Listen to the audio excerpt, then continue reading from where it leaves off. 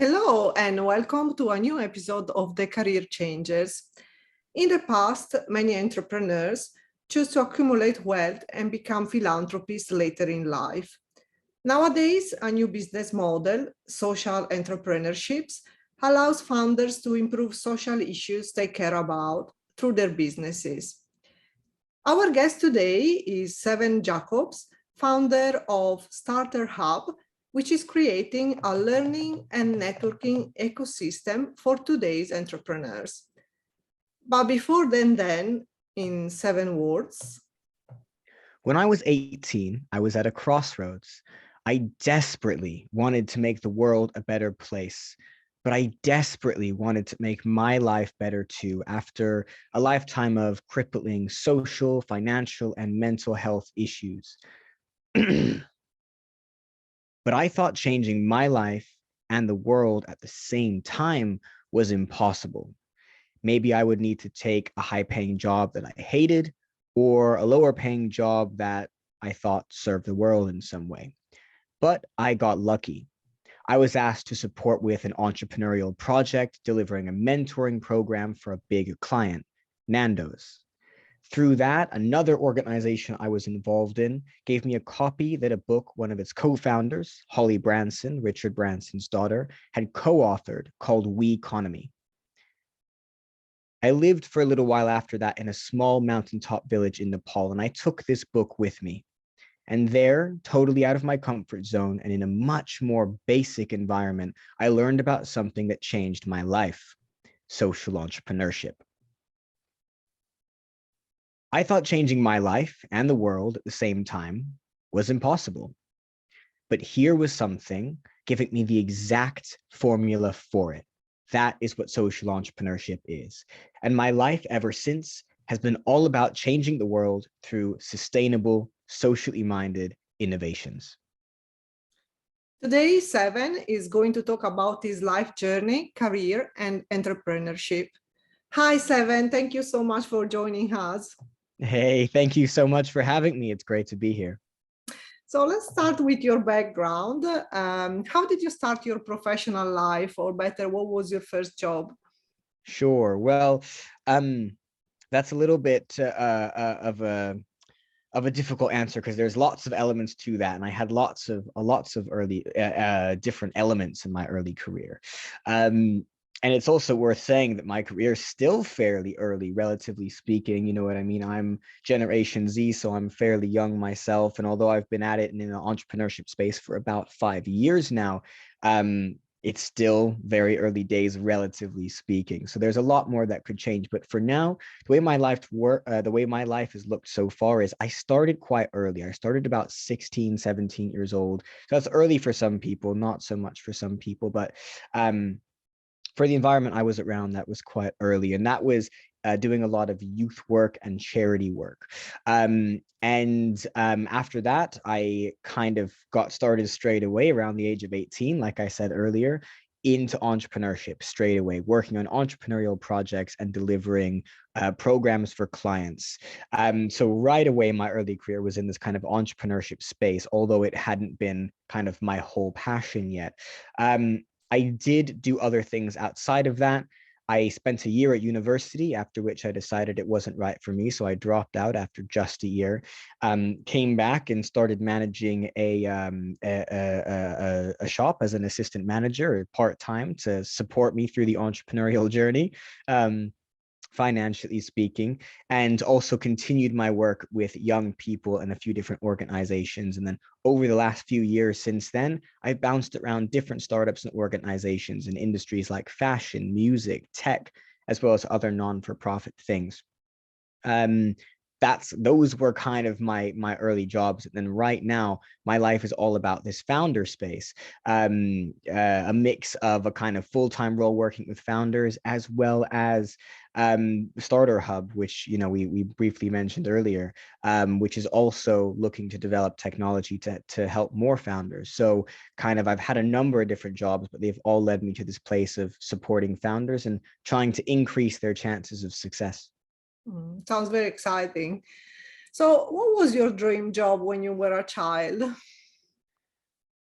I can't really remember. I know I had one, um, but I can't remember what it was. My life in my early years was very hectic, difficult, and stressful for any young person. Um, and I think what one of the effects of that was there was a certain amount of time where I wasn't thinking about my future. You know what I mean? Especially when you're young, your brain kind of goes into survival mode when you're in some of the situations I was in. And so, in my super early years when things were a bit more stable, I probably had, one of those really basic dreams, really common dreams, sorry, of, being a firefighter or whatever, or maybe like I loved trains when I was like a really little kid. Maybe I wanted to be a train driver. I don't remember. That's the fact is I don't remember. And so kind of there's this big chunk of life where my career wasn't on my mind. And then it only started coming onto my mind when I started to discover entrepreneurship, like I described earlier. So you mentioned that you went to university for Mm. 1 year. Mm. So what did you choose to study and why? Mm. At the time, I was studying a mixed degree of history, politics, and business, which I know sounds like a lot. I went to university in Scotland, and Scotland, that's how they do their degrees. They combine several subjects together. So that was what I was interested in at the time, was history and politics. I attached business to that because of my kind of entrepreneurial ambitions that started to increase during the time. And then ultimately, yeah, like you mentioned, decided to leave it behind when those areas just were not helping me, it felt like, anymore. Mm. So until now, what have been the highlights of your career? Mm. That's a really difficult one because, like I mentioned earlier, it's evolving all the time. Um, I think I have lots of little highlights all the time when I get feedback from the founders that I work with. Um, the most rewarding things for me are people having conversations with me where they say, "Thank you. Here's the impact that you've had." That for me is the proof that I'm doing something right and that I need to kind of keep forging on with it. So you know what I mean, conversations, everyday conversations where people say thank you, or they say here's what's happened to me as a result. Those are lots of little highlights of my career. I can't think of one big highlight, I think, because lots of these little ones um happen all the time, and those are for me personally, maybe they're not the most interesting to other people, but I personally appreciate them the most. And so those are the things that stand out to me more than anything else. Mm. So let's talk about your life journey. So even if now you feel you have a successful career and you feel that you found your path, you mentioned that you felt unresolved or sort of unhappy for a while. What was the cause of that? Yeah, that's a great question, and it's a little bit of a difficult one because um I think there were a lot of things that contributed to it, but uh, what it comes to at the end of the day as a result of lots of different things is, or was, I should say, this overwhelming feeling that everything I was doing was wrong, that I was not good enough no matter how much effort I put in, that I wasn't impacting the world or successfully achieving a purpose of any kind. Um, Even though that career has evolved a little bit, my kind of core purpose, as well as my interest in entrepreneurship and in supporting other entrepreneurs, that has stayed pretty much the same, but the impact has increased. And so before that, it was just a lot of doubt, a lot of confusion, a lot of negative self-talk. Um, those were the things for me that were most unresolved, and they took a lot of energy to do something about. But that held me back for a long time. Mhm. When was the moment that changed everything for you? I don't think there was one moment. I think there was a kind of period of realization where it kind of dawned on me that the impact I was having was starting to match the purpose and the ambitions that I have. So for a long time, I've had this purpose around the areas of socially entrepreneurial minded endeavors that I've described. But because of where I was coming from, it takes a while to build it up and is still, you know what I mean, still nowhere near scratching the surface. But impact is starting to happen. Impact is starting to happen on individual lives through all the different types of work I do, through affecting people positively with people like yourself on shows like these, you know. So when I started to notice that impact, whether it's the feedback, whether it's, you know, more income coming into the business or into my life personally, and a number of other measures, finally it wasn't just a purpose anymore that I didn't know if I was doing anything with successfully. It was also real tangible impact you could see. And so the combination of both those things, the realization that they were both there and that they were progressing, that I think for me just gave me so much energy. Mhm. So how and when did you decide to create StartrHub, which is a learning and networking ecosystem for today's entrepreneurs? Yeah, well, the story of StartrHub goes back probably about a year and a half now. So it's been a while since I had the original idea. The original idea for me was a lot of founders are very, very lost about what to do next. We hear this all the time that founders kind of are doing all the wrong things or doing lots of wrong things. And the failure rate in entrepreneurship is huge and all this kind of negativity. And it got me thinking, well, why? Because we've had enough founders that have been successful for us to not need to keep making the same mistakes over and over again, which just creates so much redundancy, wasted time, wasted energy and effort, and leads to lots of other issues for the individuals as well. And so I wanted to find a way of reducing that failure rate. And what I originally came up with was, well, let's give people those resources. But what I quickly found was those exist already, and most of us just don't know how to use them, myself included, for quite a while, because you don't know what you don't know.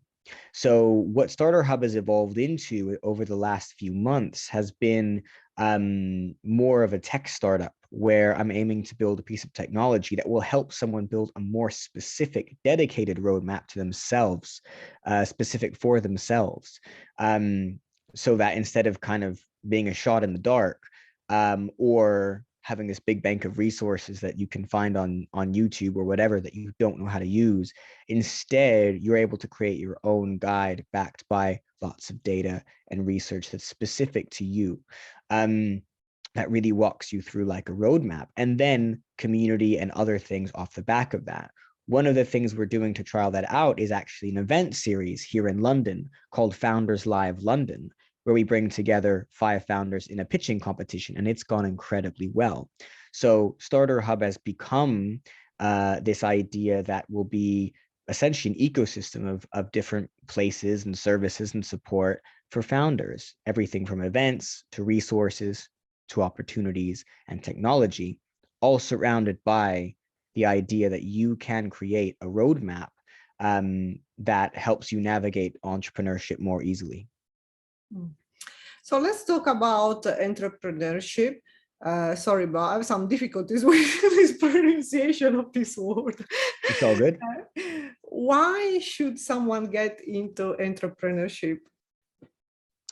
Why should someone get into entrepreneurship? So entrepreneurship will not be for everyone.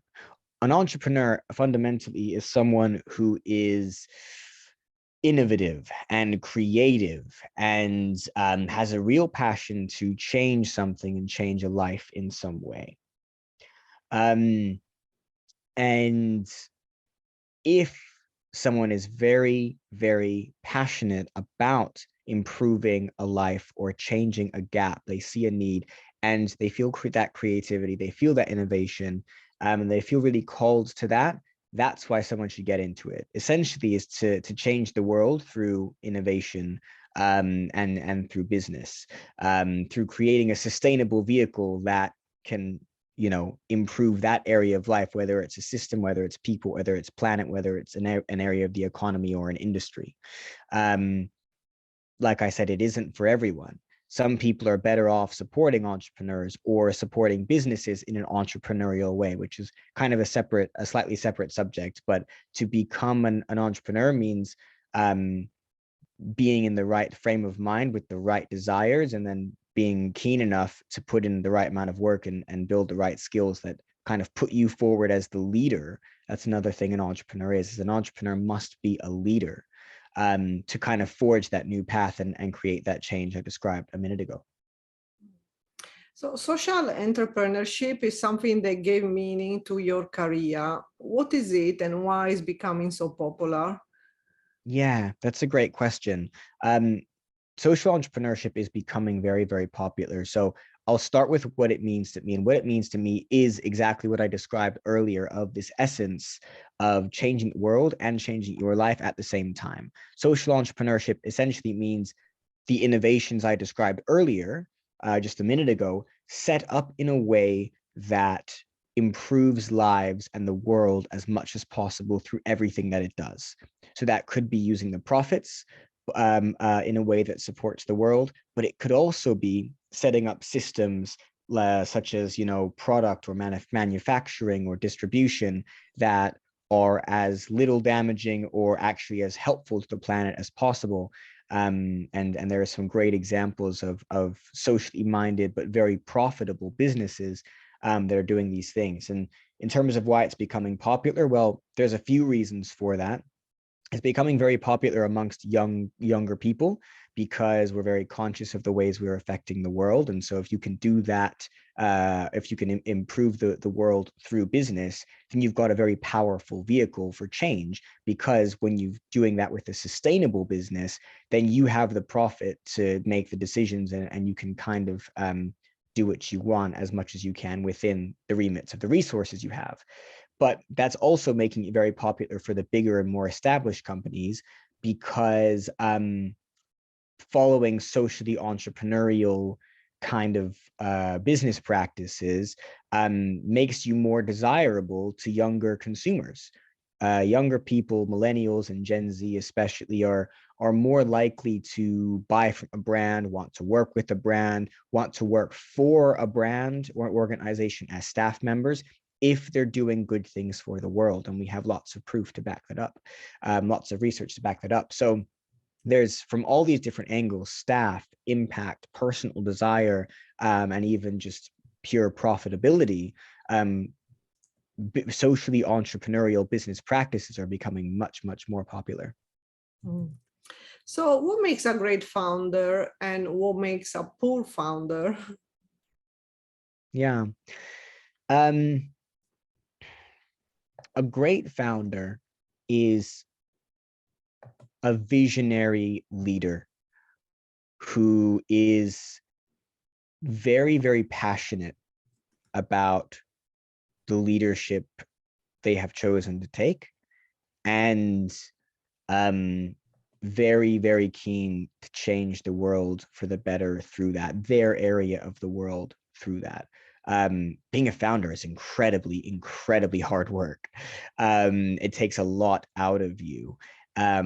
A lot of founders report putting in, 80-hour weeks and things that sound really unsustainable. But if you love what you do and you've got a great reason to do it, it becomes more manageable.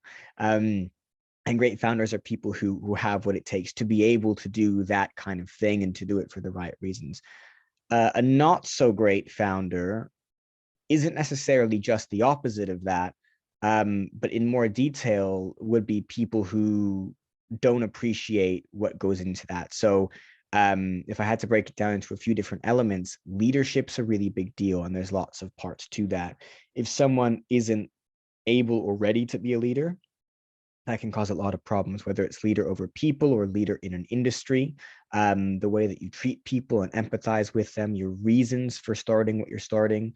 And actually people who are really interested in tech startups, for them, it'd be interesting to know that VCs, people who invest in businesses, primarily look at the founder and the founding team. So being the right kind of person with the right leadership makes all the difference. a poor founder might also be someone who has certain difficulties with mindset. So, for example, with myself, one of the biggest challenges I had for a long time was my own mindset, the way I treated myself, treated other people, and the way I viewed the world. And I would have been a horrible founder for quite a lot of my life until really only the last couple of years that things have gotten better. Where I see the world in a more empathetic, open-minded, supportive, positive way, as well as an innovative, interesting place, and wanting to contribute to that. And there's a mindset around that. Whereas a lot of founders get started because they have that drive to change something, whether it's about themselves or the world. But that comes from a place that also leaves them with a lot of difficulties, whether that's mental health challenges or kind of the wrong type of mindset for a leader. So there are a lot of things that can make a poor founder, but a very core group of important kind of character traits and skills that would make a great founder. Mhm. So what are the most common mistakes you see early founders making? Yeah, there are a few mistakes that a lot of, especially first-time founders or new founders, will make in the early stage of their business. A lot of people get started in the entrepreneurship or the startup space because they have an idea that they think is amazing, and so they just jump into creating it without doing fantastic kind of research or speaking to real customers, really validating or researching the market behind their idea. In other words, you jump straight into things too hard, too far, too fast, and as a result, find themselves in a pit where they've built something, where they've put some money in or lots of time in, and they're not getting anywhere and they don't know why. What I would encourage founders to do instead is take a step back, find a process that makes what they're doing a bit more of an educated guess as opposed to a gut feeling, because intuition is important, but that doesn't mean you should do no research or validation, and come at it like that. Come at it as a puzzle that needs a strong foundation, as opposed to kind of jumping too quickly into building the next Amazon or Facebook. Mhm. So we are in a period where there is a lot of talking about mental health issues, and actually we have covered a few episodes related to this, highlighting how mental health is our responsibility, or also how it's important for men. Uh, can we here talk instead of what are the common mental health issues in the entrepreneurship space? What do they look like and what are the consequences? Yeah, that's a great question. I'm glad you've been talking about it on the podcast, because a really big deal for me is the mental health of leaders. And like I said earlier, an entrepreneur is in many ways just another word for a leader. And so I've spent a lot of time speaking to leaders about their mental health, whether it's previous challenges or current challenges that they've had. So to answer your question, the most common things I have seen and also experienced myself, some of these things that leaders are likely to face are stress, burnout, and anxiety. And there are other things too. But those tend to be the biggest three that stand out to me. And there are reasons for that. Like I said, it takes a big toll on you. Okay. There's a loneliness aspect because you're working so much, and it can feel like, even though there are millions of other founders in the world, it can often feel like no one fully understands you as a founder, because what you're doing will be at least a little bit completely unique most of the time. Um, so there's an element of loneliness that adds to those three other things I just said as well. And between all that time, you're putting in loads of time, you're putting in lots of stress on yourself, you're not resting very much, which leads to burnout. As your business starts to grow, you need to constantly be thinking about paying staff and getting through things. And right now, here in the UK, where I live, there's a lot of uncertainty about the economy right now. We've had a lot of difficult news, even just today as recording, with the value of the pound dropping so much. As a founder, that's scary for a lot of people, because I need to meet payroll, next month. That causes lots of anxiety. Lots of founders struggle to sleep at night. And so what are the consequences of this? Especially for early stage founders, what I say to almost everyone is, in the early stages, you are your business. You're the brand, you are the engine, because almost everything, if not absolutely everything, needs to be done by you if you're a solo team. The business is you. So if you are stressed, burnt out, or anxious, your business will be under stress, burning out, breaking down, or under a feeling of anxiety. And that's only going to cause problems, because that is only going to cause problems, because that will impact customers, that will impact your ability to serve them, to create what you're creating, to grow, to make good decisions as a leader. That's a huge deal, but that might be underestimated. So there are a lot of things that will impact you personally as the founder when you're under these kind of feelings, and they stack up for a while, but it will directly impact the business too, which is why taking care of yourself is just so immensely important as a leader, as a founder of any kind or in any industry. Even those who feel like they've got everything under control, I've spoken to a lot of founders who felt that way, and then things suddenly broke down. They didn't realize just how difficult things were. And so I would always encourage founders to be and leaders of all kinds, to be as introspective as possible, and take time to really sit with yourself and how you feel about how things are going, because you don't want it to be kind of too late and then you wake up and go, you know what I mean? Mm. So one of the main aim for founders is to attract investors. How do you navigate that space, and what can make you stand out in front of investors? Yeah, that's a great question. I'm going to start off by saying that a lot of founders don't actually need investment, or at least less of them think they need investment than they actually do. Investment is best suited, it's not only for, but is best suited for tech companies, more often than not, who are doing a great job and want to scale that up really, really well. Really, really quickly. They need to have a repeatable process that lets them do that really quickly, unless you're in the tech space, in which case things look slightly different. Not everyone who thinks they need investment needs investment. So that's number one. Sometimes you can make your own money or find other ways of getting a cash injection. How do you navigate that space when you do really need investment, or you decide you want investment? It depends a little bit on your industry, your experience level.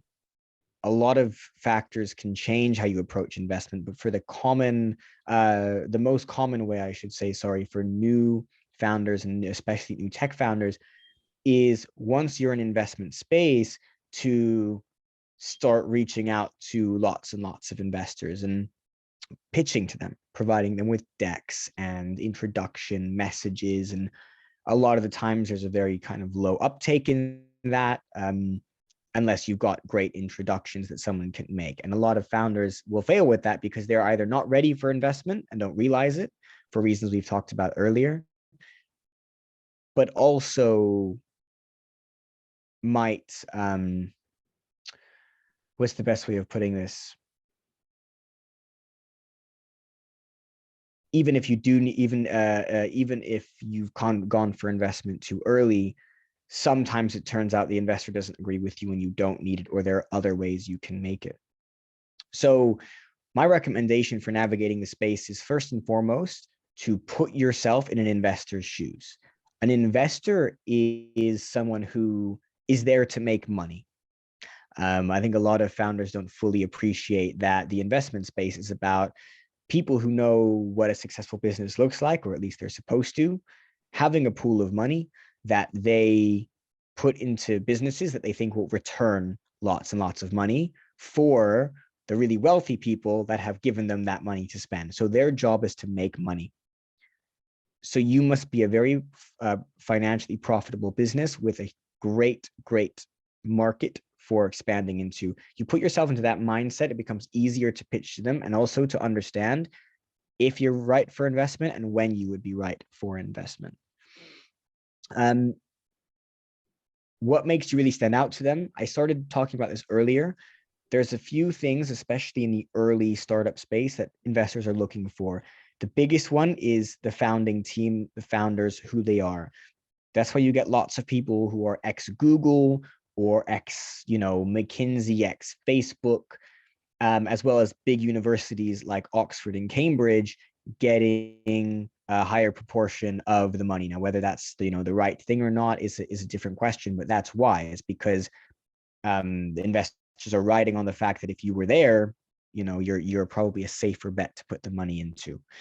But there are other ways you can do that if you have great experiences, if you've achieved great things, if you already have an audience, if you're an authority in your space. So as robust and detailed of a personal CV as you can create, that will really help you stand out to investors. After that, it's about having a really interesting innovation, having good and meaningful traction, which means that people actually want to buy what you've got, and you've got to be able to prove that, as well as a great market to expand into. Like I mentioned earlier, the financials need to be there. Otherwise, an investor would not give you the time of day. So those are a few of the kind of core elements that everyone that gets invested into will have to some extent or another. And being able to put yourself in the investor's shoes to understand why will help you speak to them a lot. So you mentioned at the beginning that you're part of Generation Z. So I guess you're very close to young founders. What difficulties do your young founders face specifically? Yeah, that's a great question. There are so many angles I could come at this in, and I don't know if there's one main thing that stands out as more important. I think there are two or three that strike me as being very much there. One is just the state of the world right now. The state of the world right now is very difficult in many ways for young people. This generation has a lot more issues that we need to solve on behalf of previous generations who haven't solved them. Things like climate change, the mental health kind of crisis or issues that you mentioned earlier. We also have, a more difficult economic state to deal with, especially right this second. These things directly impact your ability to go into entrepreneurship, because if you don't have the time, the resources, if you don't have the space to learn, if you have too many responsibilities, if your mental health isn't great for the reasons I mentioned earlier, starting a business or maintaining it would be very hard. So these are some of the big things. But then, so I said that's kind of a pocket, a big kind of area, number one. But there's a second thing that comes to mind, which I think is a little bit understated, which is that younger generations are more likely to compare themselves to other people, those of us that have grown up a big chunk of our lives with things like social media. So there's a lot of pressure from what feels like society, but really it's from ourselves and our kind of subconscious self, pushing us to work incredibly hard, sometimes to our own detriment, because we feel we're in a race, or we feel that we need to. And actually, that means we don't take our time. We create more issues than we solve.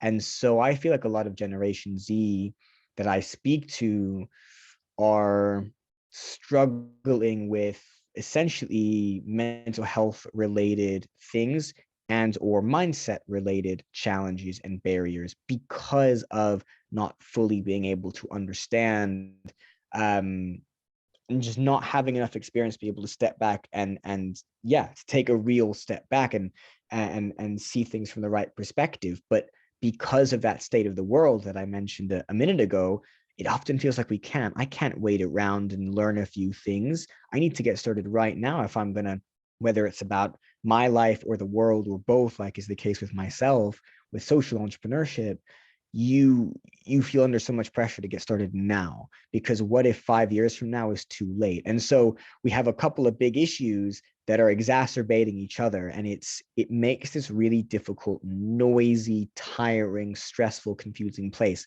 for young people in general, to be honest with you. But then if you need to be a leader, that means stepping up even more, putting even more hard work, and so that's only going to be even worse for new entrepreneurs. And so without some guidance and the right communities or support, it can become very difficult to navigate and learn and grow and improve in a healthy way. So let's talk about founder skills and practices. I mean, there are many, going from pitching, public speaking, networking, market research, trust in building, time management. What do you think is the most valuable skills that make a founder stand out in front of investors, or maybe just in front of the world? Yeah, well, there's a couple ways we can break this down. I mean, if you're talking specifically about investors, a great pitch and a great set of personal skills, team building and other really core founder skills, those will stand out to investors for reasons I've already discussed. But when we're talking about the world, think about any of the most inspiring people you know, whether they're in business or not. They're going to be fantastic leaders because of what they believed in or still believe in, if they're still alive. If the example that comes to mind is someone who's with us, if they have skills that really captivate you, right? Obama, for example, was a great orator, is still obviously a great orator. And lots of the leaders we look up to or the people we find inspiring are people who are really able to empathize and connect with each other or connect with others. These are some of the things that I would always encourage founders to build. However, there are lots of founders who don't stereotypically fit this profile. Founders who are more introverted and quieter, for example. So you don't need to have this perfect concoction. A lot of founders look very different inside and out to other fantastic founders and fantastic leaders. There is an element of strong leadership within all of them, but that leadership can manifest itself in several different ways. So all of the skills you mentioned and more are all powerful things to build. But the biggest thing I would say is develop your character as an individual and as a leader, because character shines through even if it comes out in a louder tone or a quieter tone. Character is always the number one that stays consistent.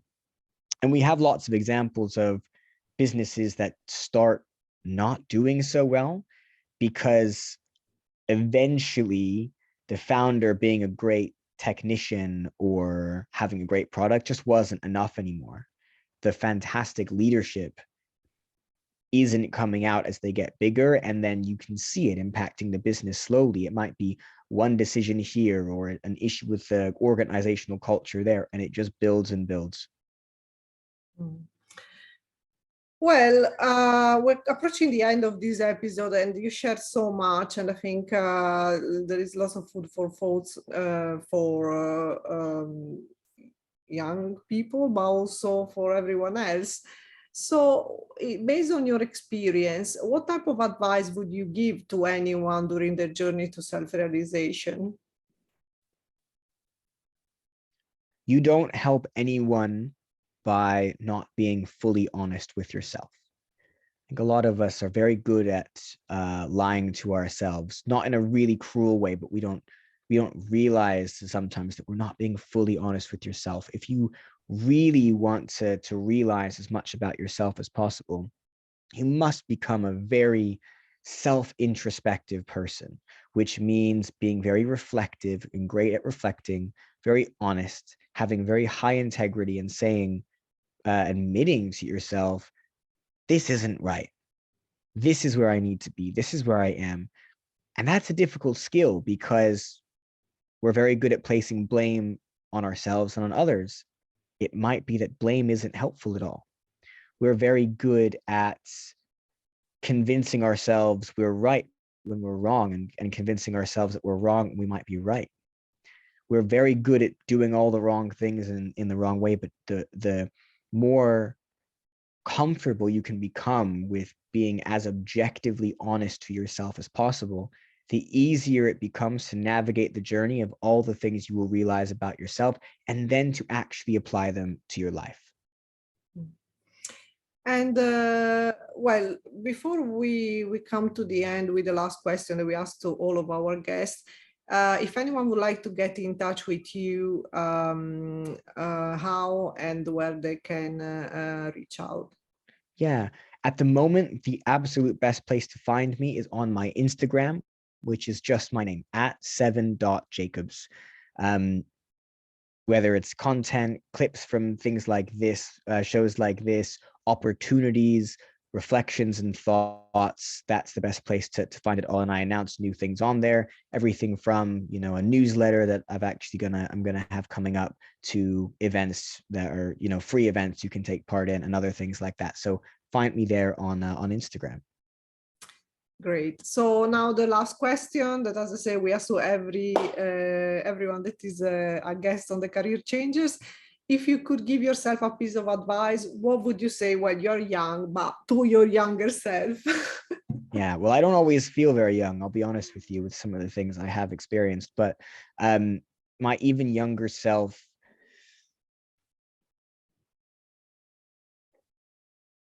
that is a difficult question, because I think there are a lot of things I would say to my younger self. But I think the biggest one that stands out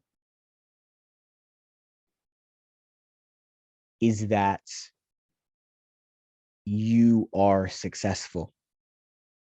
And the reason I say you are successful is because I've come to believe that anyone who achieves success achieves what they consider success is achieved because you were able to be the person who could achieve that. So you from 10 years ago, if you consider yourself successful now, you from 10 years ago was successful because you from 10 years ago had to exist for you to get to where you are now. So to know that I am successful, 8-year-old me, 16-year-old me, to know that I am successful,